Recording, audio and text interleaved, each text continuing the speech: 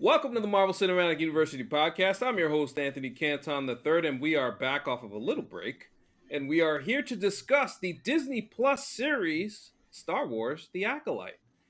And I gotta say, it's nice to have a little deviation from the norm and talk about a little Jedi, a little beginning of the Sith, some betrayal, some evil. But you know what isn't evil? Patreon.com/MC University Mm-hmm. Pod, where you can get our bonus content, including what we have coming up this month. Mission Impossible Fallout. Can't wait to do that one. And also, of course, our subscriber mailbag, where we have wonderful questions, wild questions, and off the wall questions from our wonderful supporters and listeners. So $3 to get into that, $8 Avengers level member to get into the Discord and get some more perks. And we're planning to do some other things with that. And of course, you see these faces right now on YouTube. So like, comment, subscribe, all the 9 yards, all those Mm-hmm. things. And with that being said, let's introduce the panel. First, the super producer, Jake Christie. Jake, how are you?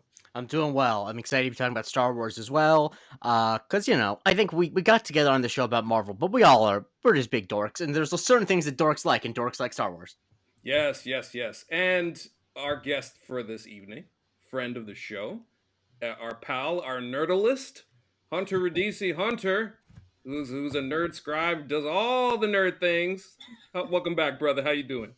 I'm doing great. I'm really excited. I don't think I've ever been. I could be wrong. Correct me if I'm wrong, but I think this is my first non-Marvel appearance on this show, and I'm pretty Probably. Yeah, Yeah. in the past you and I spent about 10 minutes talking about Ahsoka last year. Mm. right. Yes. About the whole Sabine thing in our Yeah. dropped Marvel plot lines episode, Yeah. which I love. Yeah. But But I just want to say, full disclosure before we get into it. Speaking of dropped, I dropped Ahsoka after episode 5. So if there's anything you want to relate to it, I don't know what you're talking about. That's not like a super big insult thing, but it's just like, this isn't for me. This is for people who watch the other stuff, and that's fine. yes, and yeah, man, the Acolyte. I think the thing, and we had talked about it in previous episodes. The thing that kind of drew us to this series was kind of the different perspective that this story is supposed to show in terms of what the Jedi look like and what the beginning of the Sith uprising looks like. And after everything that we've seen in Star Wars Disney Plus series, it's kind of refreshing. And Hunter, I will start with you. What were your first impressions of this series and what it looked like to you?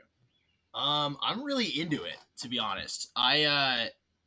This is my first sort of glance into the High Republic era, along with a lot of other people. Mm-hmm. I shouldn't say first entirely, but the launch of this whole new era of Star Wars kind of coincided with my life getting super busy, so it wasn't something I was ever able to deep dive into sort of in the way I wanted to. So going into the show, I think I was most excited for this opportunity to have this really accessible kind of door into this whole era of Star Wars that I have not really seen a lot of. And I think that from what I've seen, I almost want to dive into all the books and comics. I own that first book, but I haven't even had a chance to open it yet. And this makes me really want to open it immediately, because I really, really like all of these characters. I know they're not all the same. A lot of them are new. There's one kind of crossover. And I really, really like this sort of new look at the Jedi and these origins of everything. I mean, they're coming in here and it's familiar but different. I think that's really cool. There's stuff that a lot of Star Wars fans I think can easily latch onto. The Jedi are still the Jedi, but they have these really cool golden robes, and they have these really interesting council True Detective vibes, and I think it's really cool that this shows such a mix of old and new, and that was really thrilling to see. Yes, and how about you, Jake? I think you mentioned on Twitter that it was a slow burn, it was a crock pot. And I think that often is a thing that people say about things that are not end up not being that good. And I'm not saying you say that. Although I think you did at one point call Secret Division a slow burn, but we've all made mistakes on that show. And I think the reason why I actually would say, I think, yes, in some ways it is, but I think that's actually not even the best way to describe it, because a slow burn implies that the thing we're tracking is the plot. And this show, while there's a lot of plot going on, that is personally not what I'm following. This is, like television should be, a very character-heavy show. Yeah. It is Yes! Yeah, about yeah. these Yes! characters. Like, Yes. I know there are going to be nerds, and I say that with some love, who are really, really, really interested in who the Sith Lord is. And personally, I don't care that much because what this show in the first 2 episodes got me to care about is May and Osha. Those are the characters I care about, and I care about the characters surrounding them. I care about what it means for them. And so I think that is what feels so refreshing about this, as opposed to the recent Filoni stuff, where it's like, because it's so intertwined with other material, what you're watching for is to see what happens, like plot wise. Like here, it's like I am watching because I want to see what happens to these two twins who went on separate journeys. Like that is it. That is also such an elemental story, and I think that it really delivered on what I felt was promised, which is like, this is going to be a Star Wars show that is like not caught up in being a Star Wars show so much, and like it feels like we're getting a new story, when it feels like so much of Star Wars, even with the TV shows, it's just different versions of the same arc over and over and over again. And I'm sure there'll be some echoes of that, but like this doesn't feel like, obviously the twins thing is something that's not new, that's new in Star Wars, that's not new in Star Wars, but like this just feels very refreshing. And it was really they just did such a good job of making me care about Osha, and I want to talk about that later, but like in a way that I found really, in this era of IP where so many shows are made with the assumption that millions of people are going to watch it because of the logo in front of it, I really appreciated that they did some really fucking basic storytelling. The way that you would make a show, if you were trying to make a show that had nothing to do with anything about Osha, they did characterization things to make you care about her as if Star Wars was not a thing. And I really appreciated that. So I finally get a chance to elaborate on this because when I made that comment on Twitter last night, friend of not only listener of the show, Darren, he has said, well, it seems like they're moving a little quicker than you would Yeah. think. But what I mean by the slow cooker thing is exactly what you're talking about, Jake, in terms of character and the characters that we not only establish but see the not only the good sides of them, but the cracks that begin to form in their ideology, specifically Soul. He is interesting as Yeah. fuck. That's my guy. That dude is fascinating to me, and just overall. And you mentioned the twins and their story and their characters are interesting too.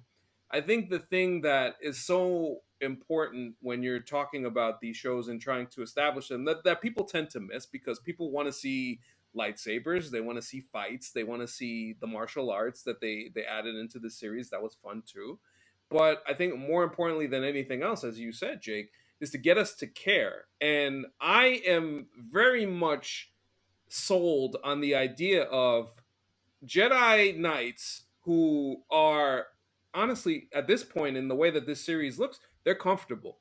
They're in a position of complete power where they're ahead, no threats, no nothing right now. So this threat comes out of left field, and all of a sudden everything is thrown into chaos. Their ideology, the way that their perspective on things kind of doesn't allow them to see past the impending threat, which leads them to make decisions or indecisions. The why and how that turns into what we eventually get in the later Star Wars stuff. That is what is intriguing, and the fact that they laid that out for us in these first 2 episodes is very, very fun. So I want to kind of start off. Let's go with characters. You mentioned the twins. And Jake, twins. I'm sorry. No, no worries. All good. All good. I think and this kind of could kind of overlay into what surprised people at the very outset of the first episode. Because a lot of the promotion was Carrie-Anne Moss as this Jedi. It seemed like this was going to be a big deal, that she was in this series and she was going to be hunted by this person, May. And the way that they kind of sold it to us is that this would be a season-long type. She's after her. But no, in the first 5 minutes, she's done. She's cooked. And I love that decision because not only it establishes that this is a clear and present danger and Yeah. threat, but B, it also makes you wonder what will lead this person to be so desperate that she really just wants to kill all these Jedi. Yeah. And that's where I'll kind of start the baseline. What do we think of that decision making? What do we think of that first 5 minutes? Because it really sets the tone of what this series is supposed to be. Jake, I'll go back to you and then to Yeah. Hunter. What did Yeah. you think about that? I think that, it's always a bold choice, and I always appreciate bold choices like that, especially in this day and age where everyone's scooping and leaking and, seems to know everything before it happens. And I think there's a really smart choice that they did with casting her is that if you're going to start off with an immediate act of violence, you need the audience to understand its importance. And if a, middle tier kung fu actor was playing that part, you'd be like, "Oh, this is a tough fight, but this is just a fight." But it's like, no, this is a not an A-list actress, but someone who in genre stuff is a big deal, is a formidable fighter. Like Trinity is an all-time action movie character. And so it's like you actually don't you don't need to learn later that she's an important Jedi Master in order to understand that this is a big fucking deal. And I think even related, even though he's not as famous, I think just even casting the kid from Game of Thrones as the other Jedi that gets killed, like I'm a huge believer in this thing. I think a lot of people who act very precious about their movies and TVs don't like to admit is that audiences always have prior relationships with actors, and you should always try to use that, and it is often a good shorthand that if you don't have a lot of time to establish a character, just be like, that this is like, it took me a while to realize that was the kid from Game of Thrones because I mean I have a bad hairline too. It happens to all of us. But it's like I knew I recognized him, and I'm like, so this isn't just some guy, And I think that with the Carrie Moss, it's like this is not just some other Jedi. And so, yeah, man, it had very shades of House of Cards season 2, where you're like, oh, Kate Mara's doing interviews and she gets thrown in front of a train in the first episode. Spoiler alert. I don't know. I just love boldness, and I'm sure people were pissed off, but I think Carrie probably enjoyed some of the promotional photos she got to do. She's like, I was on set for 2 days, but it was a lot of fun. And Hunter, how about you? Yeah, I mean, I was gonna say something more or less the same. I was gonna kind of relate it to it was just Keith David's birthday, and people were talking about how genius his casting in Nope was, where he's not in that movie very long. Again, spoiler alert. But a central theme for like the main characters in that movie is them trying to live up to this like immense legacy that their dad had. And Keith David, he's barely in the movie, but when you cast someone like Keith David, you immediately get a sense of what that legacy would be and like what these characters are living up to, because like I wouldn't want to live up to Keith David either. So I think that they did a similar thing, and I was actually really excited when I was like weirdly excited when they immediately kill Carrie Ann Moss, because I too thought that she was going to be this like season-long thing, a big deal, and I was actually a little nervous before the show came out because the showrunner and a lot of people involved with the show, they kept describing her character as like, oh, she's a master of, I think they said force fu was the way they described it. And, she's basically, we wanted her to be Trinity, but in Star Wars. And that made me I was like, okay, but, she is a really talented actress and she doesn't have to just be Trinity in Star Wars. And I was afraid it was going to be too on the nose and too much of a typecast, but now I get it because that's exactly what they wanted. They want you to watch it and be like, oh my God, it's Trinity in Star Wars. What a big deal. And then she dies immediately and you're like, whoa, where do they go from here? And just like Jake said, I mean, I almost had an opposite feeling about Torben, the Dean Charles Chapman, the kid from Game of Thrones, because I thought it was almost funny that like, you have Saul, who I would love to talk about more because I have so many thoughts on him. Oh, you have Indara, you have Kelnaka, who just is a Wookiee, and that's kind of enough in terms of presence. And then I thought Torben was kind of like a funny outsider because he's like this 26-year-old with like this really funny fake beard and hair, and I was thinking they're like 10 years ago this thing happened. I'm like, when he was like 15, because like that actor was like 26 in real life, and he's been doing this like vow for 10 years. So I thought that was like that almost like took me out of it for a second. Torben being so young and having the beard and compared to the other three. But yeah, no, I think it's a really, really great storytelling tactic. And I was honestly thrilled because this minute they kill her off immediately, like, oh, I have no idea what's going to happen for the rest of the show. And that's super exciting. Yeah, and then I think the beginning of it, where we get the dialogue where May goes, "Attack me with all your might, with all your strength." And I'm like, "Huh? What the fuck? Yeah. What the fuck is she talking about?"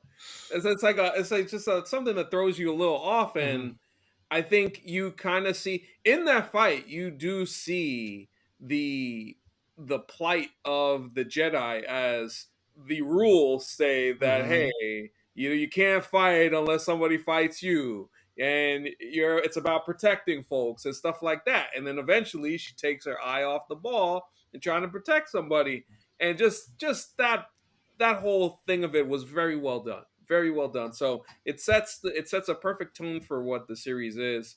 And yes, Hunter, I do want to talk about Soul, because as it plays into with Osha and May, the twins, he is, when we first get introduced to him and he's teaching all the younglings, you get a sense of this very peaceful person, Hmm. this very regal, respectful, like everything that you would expect of a Hmm. Jedi. Like I know a lot of people wanted to compare him to Qui-Gon, Hmm.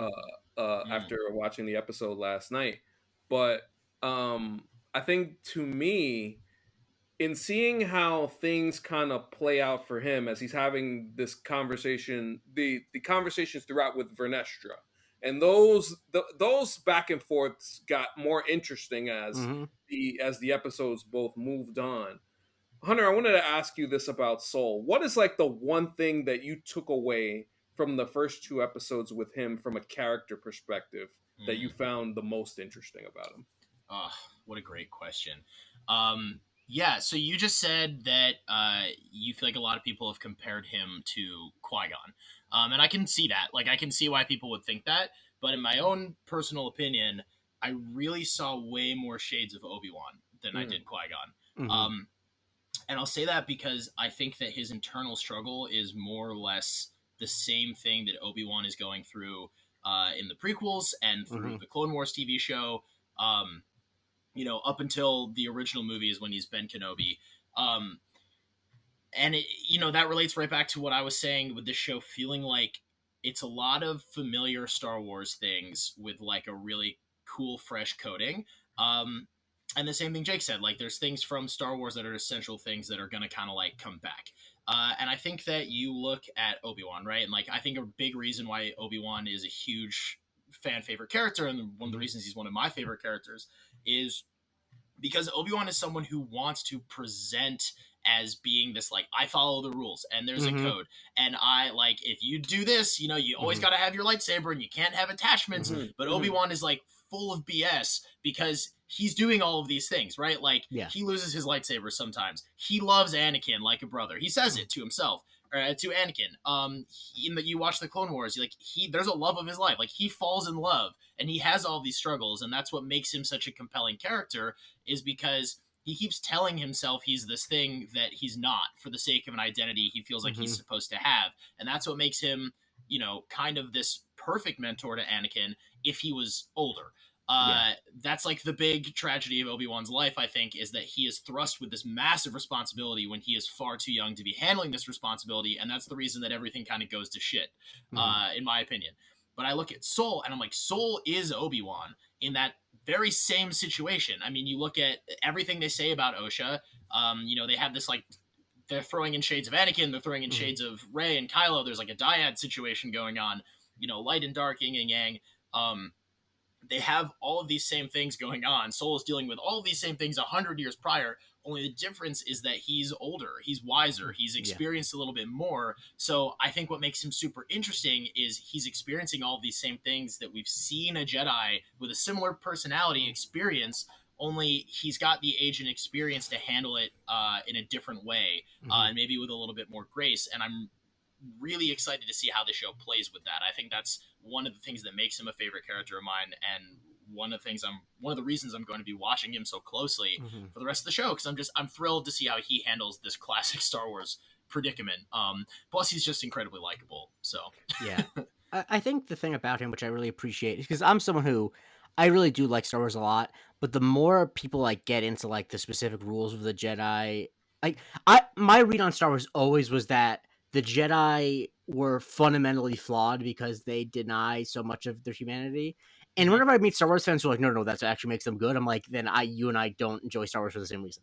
Yeah. Because I think that that's kind of like the whole thing with the prequels is that like it's eventually you're gonna find an Anakin. You know, this is not people are gonna feel feelings, and it feels like Soul became a Jedi because he is a decent person, and the Jedi have rules to be decent, and he's running up against people who are like, well, we follow the rules because of the rules. And it's like, no, Yeah. but we follow the rules because it makes you it's decent, and so if there's something decent that might go against the rules, you should do the decent thing. Yeah. And he's kind of, and I find that that's a very compelling thing because also that is like the thing that I think the prequels are much, much, much better in theory than they are actually watching them. Because I find that the allegory for how a society crumbles when people get their eye off the ball, you know, and when people start to get high in their own supply, I think is very apt. And I think that it's not, people are like, well, this was 100 years before. How did they not see things coming? Like, I guarantee you, in every society that collapsed 100 years before, there were big issues that the people on top were like, that's not that, whatever.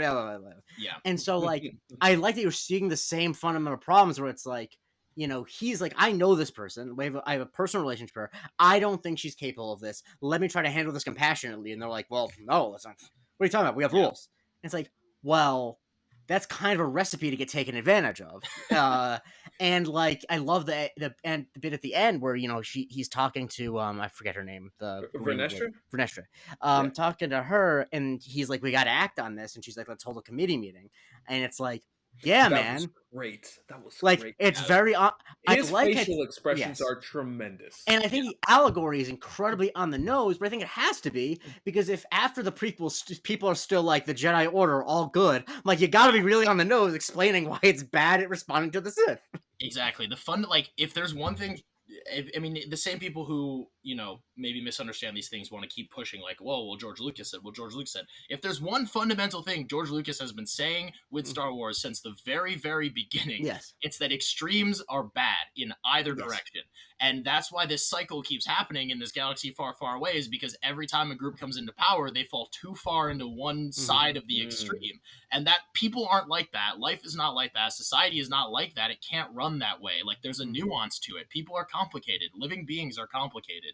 And I think that's why, like, from this, that, and again, all that is what the prequels are saying, like, not subtly at all. No.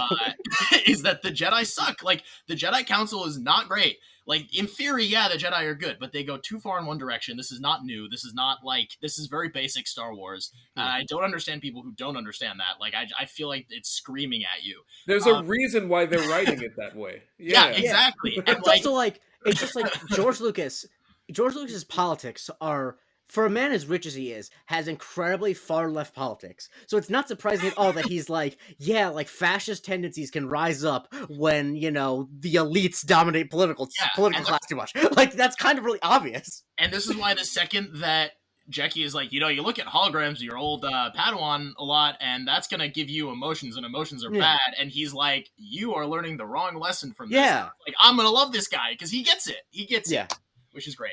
And when Vernestra tells him that this was like the first thing to me that really kind of stands out when you look at like the Jedi Order and stuff like that, and then you could be like, what's the difference between them and the Empire, is where she goes to him after like he's on the run to try and, because at first she doesn't want him to go after Osha, but then she relents when she goes, hey, oh, this might look bad if this is presented this particular way to our supporters and stuff along those lines.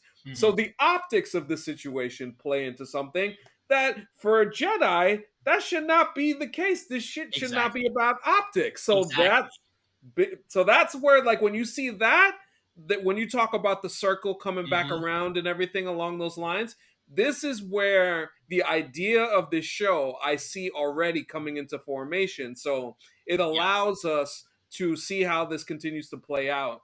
And this makes me very excited to see where this goes. But you got something else, Hunter? Yeah, I was just gonna finish my portion of this rant by saying, Sure. like, to like the full circle of this, and to go back to what I was saying, where like I feel like Soul is Obi-Wan, but in like a different timeline, kind of. is that like it's so easy. Like there's so many chances for Osha to like fall, the equivalent of falling to the dark side, which could still happen. Like I don't Yeah. know how the show's gonna play out.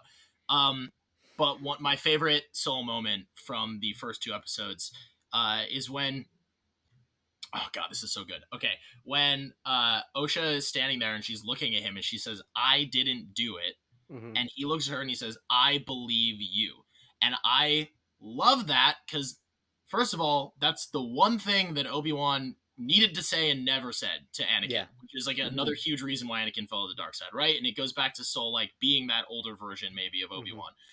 I believe you. That's it. That's all she needed to hear. And then what happens? Like they rekindle this great relationship that they're working on. Like I mean, it's why Ahsoka left too. exactly. This is like, you one step ahead of me. That's Mhm. exactly where I was going. It's like Mhm.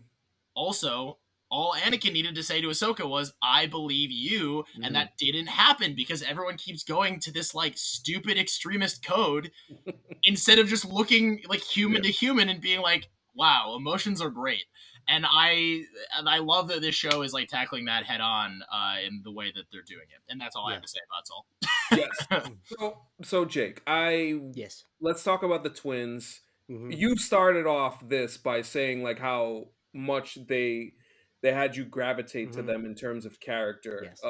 Tell me a little bit about what you're feeling Well, so on this. obviously I'm a twin, and as you all know, my twin brother burned down my whole family. No, but no, but I'm a twin, and so I'm always a little bit interested in stories about twins, just because I mean, I'm not identical, but there just is a thing that I can't really put into words because whenever people would ask me like, "What's it like being a twin?" I'd be like, "I don't know. I've never lived as not a twin."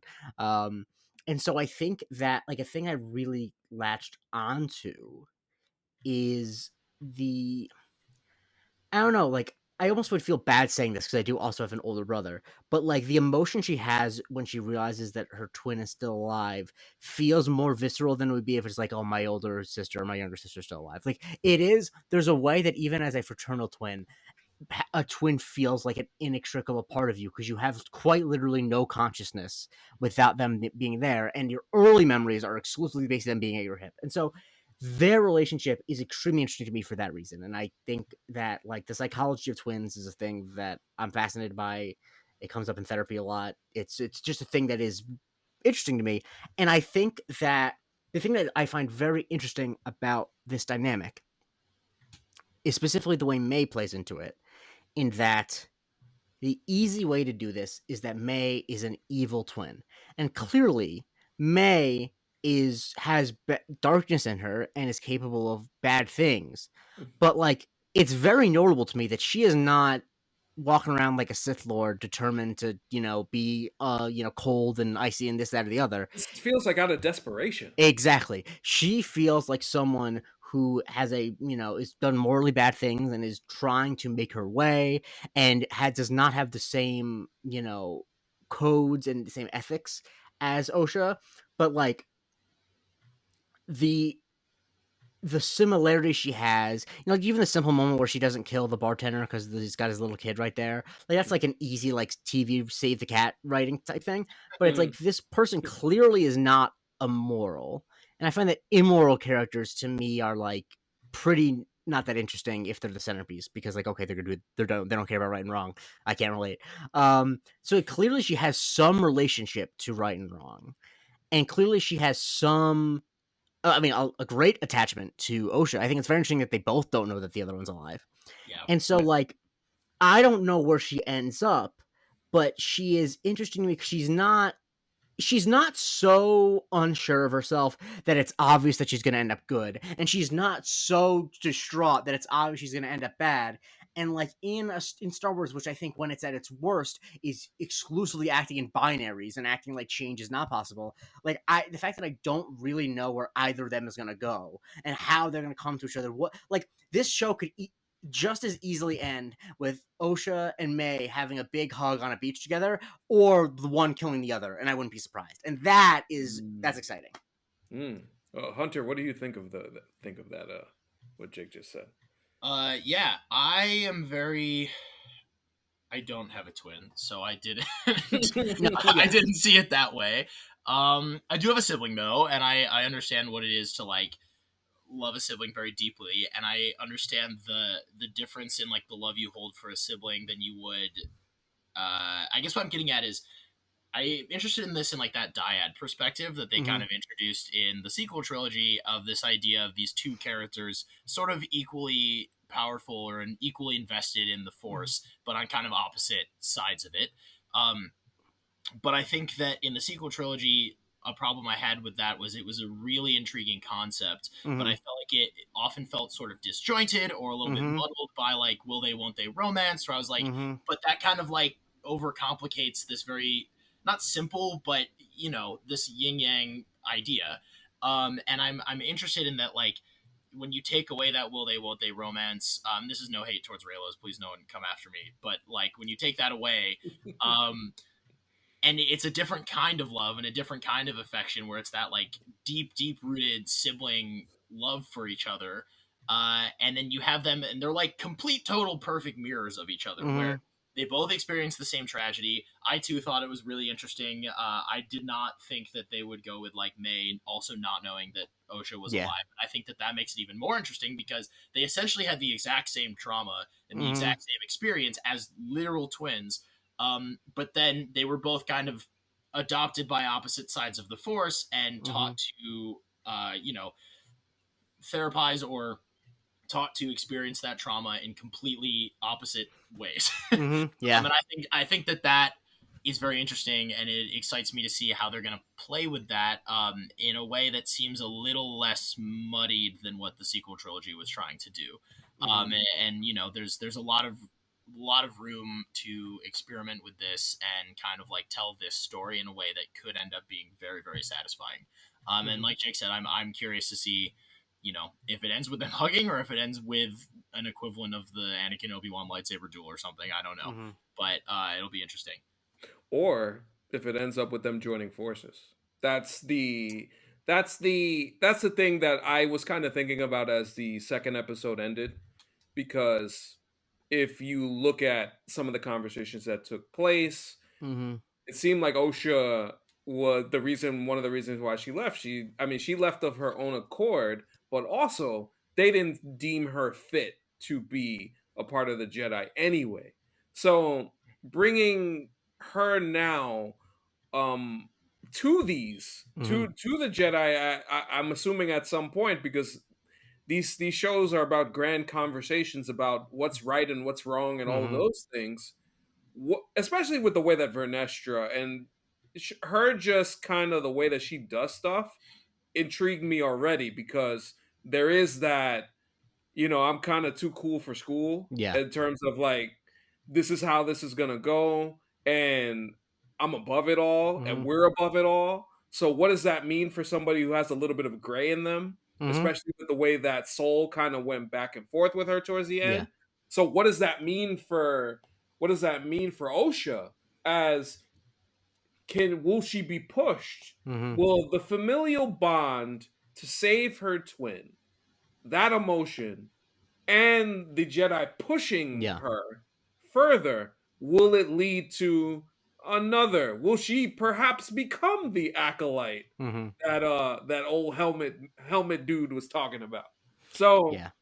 so that part intrigues me too, and I think it's kind of like the best part, because Jake said it earlier. Like, I don't even care who helmet dude is. That's not No. the most Yeah, interesting part of what's No. going on here. And it's I'm very happy that I'm fairly certain, just by the way the show has been talked about and by what they've been going for, that when that helmet comes off, I'm not going to know who it is. There's not going to be some explanation online being like, this person's great uncle's cousin. It's like, no, because there's always there's evil people. It's not everyone has to be related.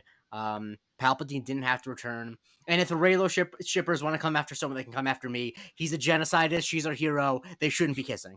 Um, but I think I would point out too is that like I love that. And I know that Ahsoka gets into this, not the TV show, but the character, and I'm basically not versed in anything except for the live action shows and the movies.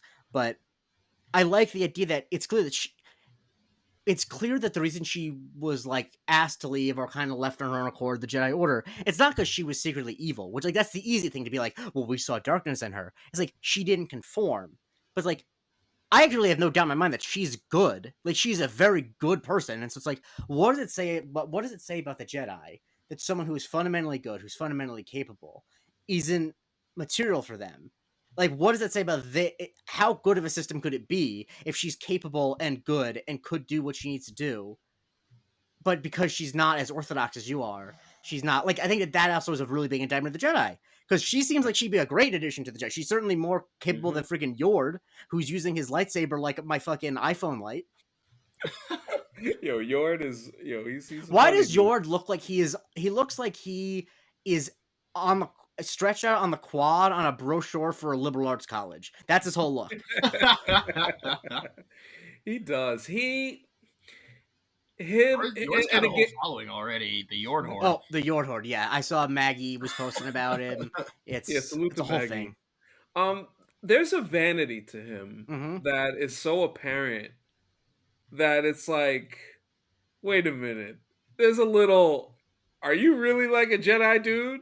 Are you a Jedi dude? Because it's just there's so much of his personality tied into Mm-hmm. how he looks and how this is presented, and again, the You know Jedi. what it's How is like? it presented? Yeah, go It's ahead. like those years where it felt like Kelly Oubre was more interested in looking good for the IG honeys on the sideline than he was playing basketball. yes, yes, I think that's a very fair point. But yeah, Yord, man, that because kind of like the way that when he comes up to Soul at first, and he's like, "Wait a minute, you really care about this girl? You really care about going after her? This, I mean, seems like." Which the funny thing is, Yord has a relationship with Osha, and it seems like something had happened prior. Mm-hmm. So that's interesting in itself, and it kind of shows you that lack of humanity, as you were stating earlier, Hunter, with the Jedi, and what that could potentially mean.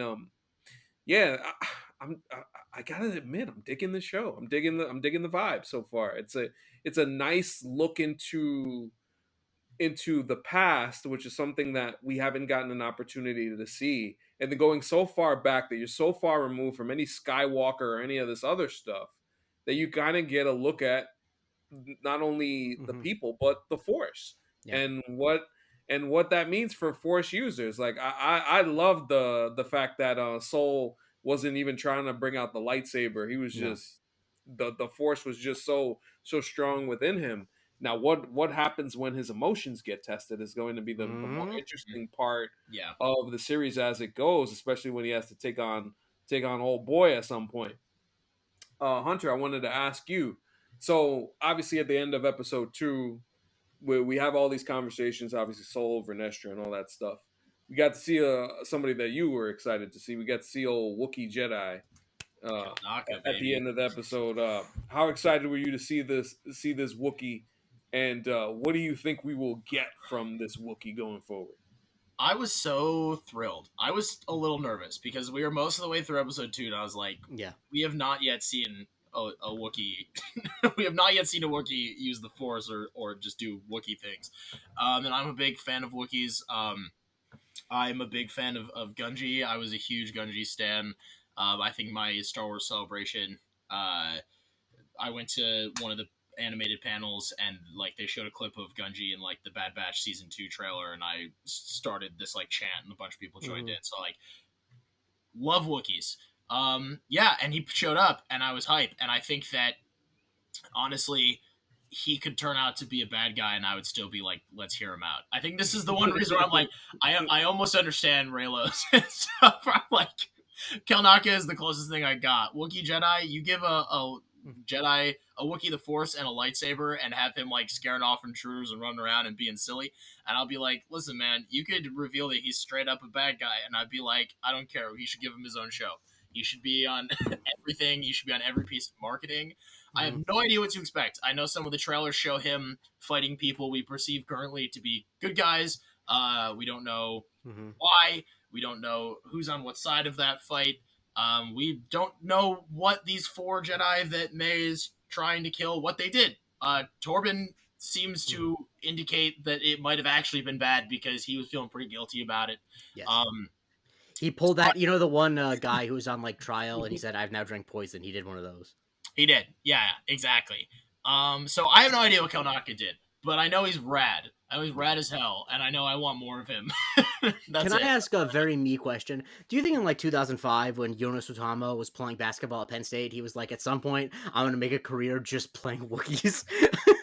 Like every live action Wookiee will be me. Yeah, like I will it's just one monopolize of the the craziest. Like, I'm looking at his Wikipedia to confirm. He played basketball at Penn State, then he played 9 years in the Finnish league, and he just kind of stumbled into being Peter Mayhew's body double. And now it's like, well, if there's a Wookiee, obviously Jonas is playing him. He's monopolized Wookiees.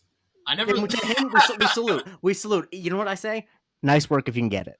Yeah. I honestly though, if I was like 100 feet tall and Yeah. really good at like moving in a suit like that, and Yeah. you're like, you just want to be every Wookiee we have from now on, I would also say yes. I don't think How it's many IMDb how many IMDb's would you trade for Doug Jones's? Like, Doug Jones is one of the best IMDb's in the world, and it's just because he's thin and tall. pretty much all of them. Pretty much all of them. If you told me that I could be in like Hellboy and then play the Silver Surfer within a couple years, I'd say yes. Absolutely. Yeah, absolutely. Yeah. I could be the fish that has sex in the shape of water. It's just a lot of great stuff you can do. But that's the thing is, if someone's like, "What movies have what roles have you played?" and that's how you describe it, is you're like, "Yeah, I was like a couple different fish guys and the Silver Surfer." And you know how Guillermo del Toro likes weird guys in his movies? I've been all of them. I'm most of them. I'm anyone that's like tall and skinny. That's me. Yeah, like Hellboy, Mimic, Pan's Labyrinth on both of them. Did he play a Wookiee? There's like a tall, skinny Wookiee in Solo that might have been him. Unless I'll take a look. But you talk about something more important. I just had to derail us with a. I feel like this is not important, but that's true. Perfectly fine. Perfectly fine. Totally understand. We have one more topic to get to, but before we close the book on the Acolyte for now, is there anything in particular, Hunter, that you are looking forward to in terms of the storytelling of what this series is supposed to be?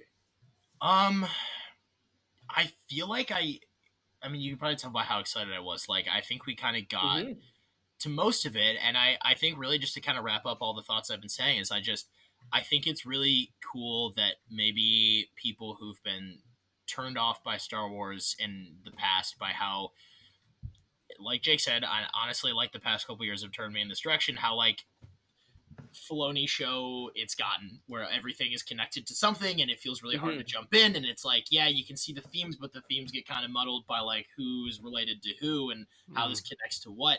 I think this is giving a lot of those really basic Star Wars themes that this universe has always been about and has always been trying to show its audiences and its readers and however you're experiencing this, universe. I think that there's this great opportunity for people to really jump in and get these messages and experience this universe in all of like the weird and wacky and wonderful ways that it can be. And just have like an entry point to that and experience all of this and understand it without the ties of everything else. And that also to say that like this show has plenty of weird and wacky and wonderful side characters. Yeah. I promised on Twitter I'd bring up Convict Number 3. Yes, I love so. you. We had a nice little escape. Don't even need you to have a name. It can just be Convict Number 3 forever, and you can just look like that, and you can sound like that, and you can be a bad guy, and I will still love you. And that's like, I like that the show has that. Like, it has Convict Number 3, and it also has like all of the beautiful things we've been talking about in the same 2 episodes, and that's Star Wars, baby. Yeah. And that's what I love about it, and I just hope it continues to be that. Yep. Yes. I want to shout out 2 things. Yes. I think I want to give a little love to Daphne Keane as Jackie. Yes. Obviously, of course, she was, got our attention in Logan. It's always nice when you see a child actress. She's now an adult. Really is crazy how time flies. And yeah, I think that I'm excited to see because I think her character is very interesting because she's kind of going to be a mirror to Osha of like what happened if she stayed. Like imagine if he stayed, but this time I'm not talking about Kawhi Leonard. And then shout out to the GOAT Jason Mendoza, Manu Jacinto as Kamir. His line reading of who is he? I thought he came with you. That classic Jason Mendoza stuff. Yeah, I mean, I the thing about these Star Wars shows, which I think they've always been really good at, is like getting, actors we kind of know a little bit to do something fun. Because I think a lot of people lose sight of the fact that like Star Wars has always been fun and silly. Like Star Wars was always kind of dumb because it's Star Wars. and like it's easy to forget that like there's always the colorful characters, there's always the silly people, obviously you can push it too far in one direction, but the show still has the color. It doesn't feel like the universe it takes place in feels uniquely Star Wars, and I think that that's no small feat because only one thing is Star Wars. Yeah, I think Leslie Headland got something cooking here. I'm very excited to see where this goes. I think I think in reading some of fans' critiques and criticism of the show so far, I think it demonstrates to me a continuation of a lack of emotional intelligence in watching these mediums and watching these shows and movies, and it seems like it's to no end. And I think to the people that are enjoying it and are getting what they're getting out of it, like I feel like we are so far, is it speaks to what we all talked about at the top, which is a plot can be great. A story can be told so well. But man, if you don't have the people to tell it, you gotta have the people to tell it. Yep. A That's plot a alone is like an umbrella in a desert. It's just not. It's a handy thing in some ways, but if you don't mhm. have the stuff around it, then And I did just look it up, by the way. Leslie Headland, born and raised in Maryland, do a lot of seafood cooking there. Not surprising, she knows a little bit about fish grease. There you go. Uh, There you go. Yes, yes, yes, and yeah, I'm gonna be excited to talk about the show over the Yeah. next over the next 2 months. This should be fun. And looking forward to seeing where this goes. But before we do go, Mm-hmm. so there was some news in the MCU yesterday that occurred, and it seems like folks are actually a little bit more divided on this than I would have expected, Mm-hmm. or maybe not, because people are always divided Wait, on but can I actually? I would say this. I'm pretty anti, so I would like to. I just want to make it clear that this podcast might be divided. Yeah, so okay. So what we found out, Deadline reported yesterday that Sean Levy was offered the next Avengers movie's director's chair. The plot that Michael Waldron has written was sent to him, and apparently this Avengers movie, which reported from various other like nerd places over the past few months, was supposed to be a scaled down story, allegedly is supposed to include up to 60 characters in the universe, which, holy shit, that's a lot. That is just a lot, which Yeah. is perhaps one of the biggest, if not biggest, MCU productions in history. And I know Infinity War and Endgame exist, but this rivals that. Yeah. So let's start here. And Jake, since you Yeah. mentioned your anti, I want to Yes. hear your anti on So this. I'll say this. I think that if they're going to do a movie with 60 characters in it, Sean Levy actually is the perfect choice for that because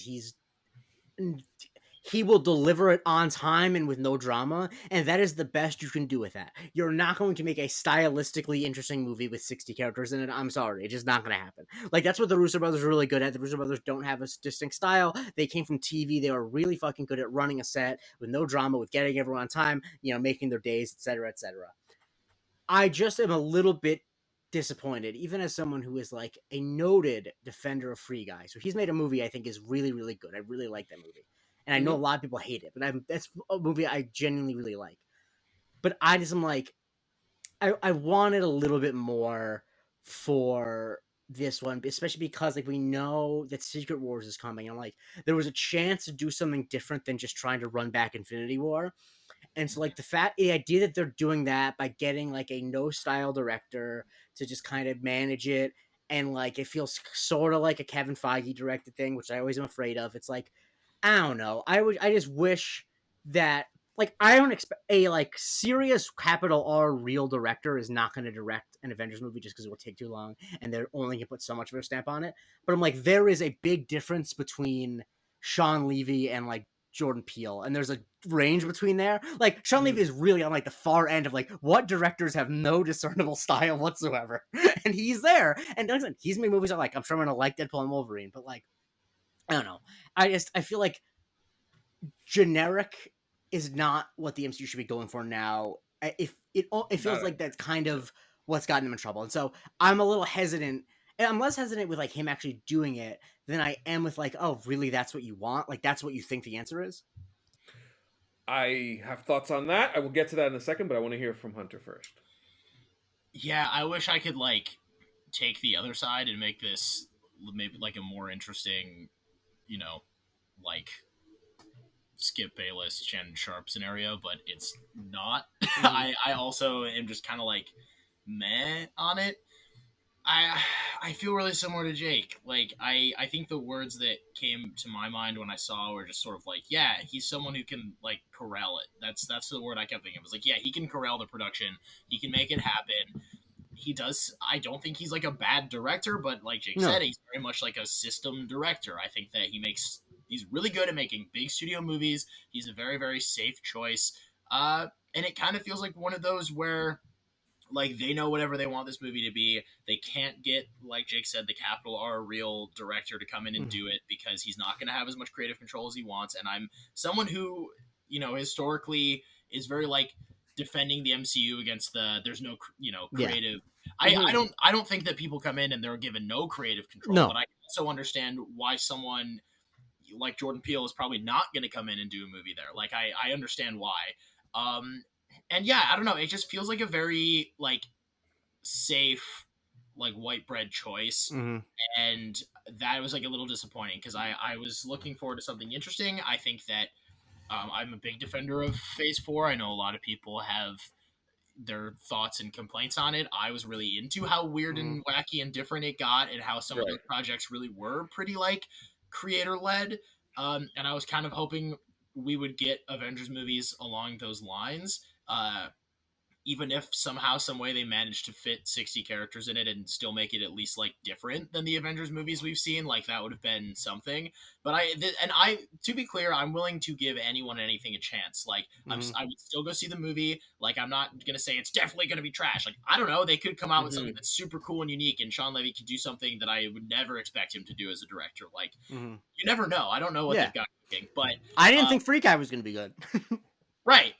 So I'm not like denying it a chance before I go see it. It just isn't something that strikes up a lot of excitement for me when I look at all of the different. And you know what? That being said, like there are directors that I think are kind of like studio directors who I think could do something at least a little interesting. Like I look at someone like Justin Lin and like stuff that Yeah. he did with Fast and Furious, and I'm like, yeah, he's not like he's kind of that like studio professional director who can handle these big budget movies with these huge casts with strong Hmm. personalities and also still do something kind of unexpected and interesting and out there. And that's not something that I feel like I've seen a lot of from Sean Levy. So I Yeah. don't know. I'm a little worried that I have a lot of the same worries as Jake, but I'm open to it. I'm willing to give it a shot. It just doesn't inspire a lot of like, whoa, I can't believe it from me. Yeah.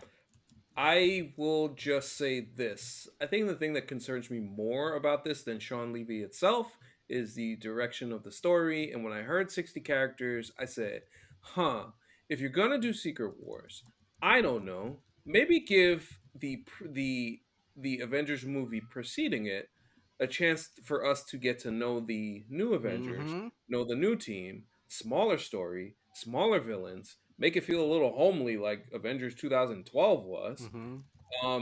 That to me is the direction that I would go with this story instead of just because I think with what is being reported here, it still then feels to me like they missed the issue of the last couple of years with what has been happening with the projects in the multiverse saga and how it's kind of gotten all out of whack because you don't need bigger in some of these stories. And that's why I still to this day am very to a degree pissed off at what happened with the Marvels and how they kind of just try to throw that one away. Hmm. Yeah. Like smaller story, good characters, put them together, fun time, and the fact that just because folks wanted to bomb it, like they just kind of went along with it, and then even did the same to the director too. So like I didn't that stayed with me. So like when you see something like this, so yeah, to both of your points as far as Sean Levy is concerned, yeah, man, like he's just a dude that's gonna from point A to point B to point C. To me, like when I heard that Sam Raimi was in the mix for Secret Wars and stuff like that, I mean, why don't you make Sam Raimi do this Avengers movie? Something like that. I do feel like there is such an opportunity. They really do have an opportunity to go outside the box with Mhm. these things. And it just feels like, to Jake's point, as far as like the Kevin Feige directed, produced situation, that it always kind of gets reeled in Mhm. and you can't really go to places where at least you have a chance to tell something a little bit more interesting, because I think you got to look at this. The Infinity Saga was great. It was great, but we don't need to repeat it. We'll see what happens with Avengers 5 and what goes on with that story overall, but it was interesting to get everybody's perspective on that. So that'll be fascinating to see. But this has been a fun conversation. Hunter, appreciate you for joining us, man, as always. Uh Nerdalist, what are you up to, my man? Where can we follow you? Where can we find your work? Everyone can follow me at HRadesi14 on everything. That is HRADESI and then the number 14. I've been getting up to some writing. I'm working on my own little documentary right now. I'm posting updates on that. So follow, keep track of it. I'll keep you all updated. Awesome stuff, man. And Jake Christie, where can we follow you, sir? Follow me at the J Christie. Listen to my other podcast, Love It First Psych. Me and Andrew were talking about the show Psych. We just started back up again, back in the saddle. We're got 2.5 seasons left, so it's we'll be done by the end of the summer probably. So Saddle up. So you can follow me on Twitter at AnthonyCanton_3. Follow the show at MC University Pod on all platforms. Subscribe to the YouTube channel, MC University Podcast. Keep them numbers going up as far as that's concerned. And as I mentioned, patreon.com/MC University Pod. Keep supporting, keep getting involved. We plan on doing some interesting stuff over the next month or two. So just keep it locked for that. Appreciate everybody for listening. Also, 5-star the podcast. And leave a review. And same with the YouTube. Like, comment, all of those wonderful things. So, for Hunter Radesi and Jake Christie, I am Anthony Canton III. This has been Marvel Cinematic University, and we will talk to you next time.